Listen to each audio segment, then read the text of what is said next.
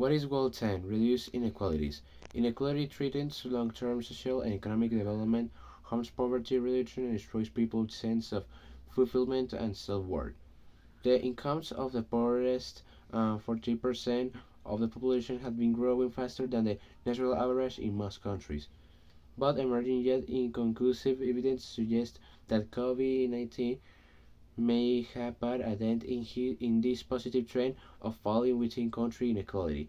The pandemic has caused a large rise in between country inequality in 3 decades, reducing but within between country inequality requires equitable resource distribution, investing in education and skills development, implementing social protection measures, combating discrimination, supporting marginalized groups, and fostering international cooperation for fair trade and financial systems. Why do we need to reduce inequalities? Inequalities based on income, sex, age, disability, sexual orientation, race, class, ethnicity, um, religion, and opportunity continue to persist across the world. Inequality threatens long-term social and economic development, harms poverty reduction, and destroys people's sense of fulfillment and self-worth. This, in turn, can breed crime, disease, and environmental degradation. We cannot achieve sustainable development and make the planet better for all if people are excluded from the chains for a better life. What are some examples of inequality?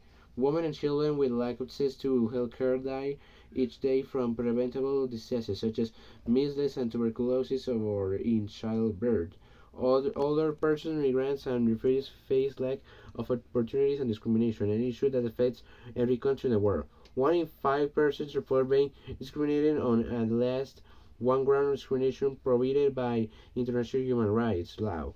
1 in 6 people worldwide has experienced discrimination in some form, with women and people who with disabilities disproportionately affected.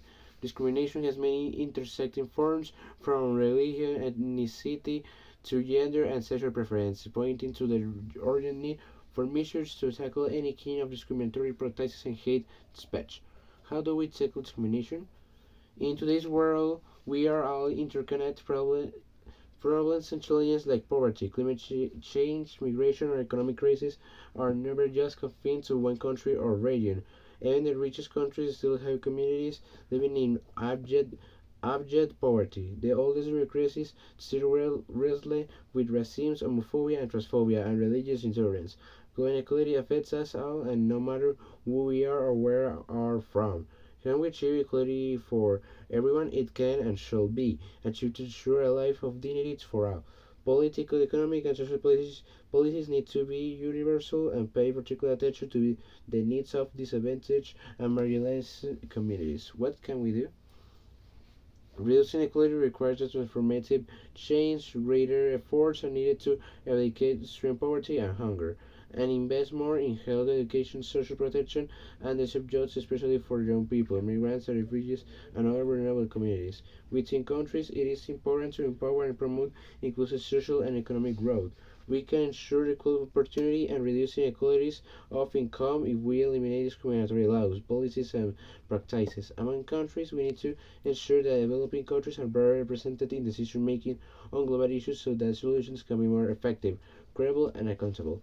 Governments and other stakeholders can also promote safe, regular, and responsible migration, including through planned and well managed policies for the millions of people who have left their homes seeking better lives due to war, discrimination, poverty, lack of opportunity, and other drivers of migration.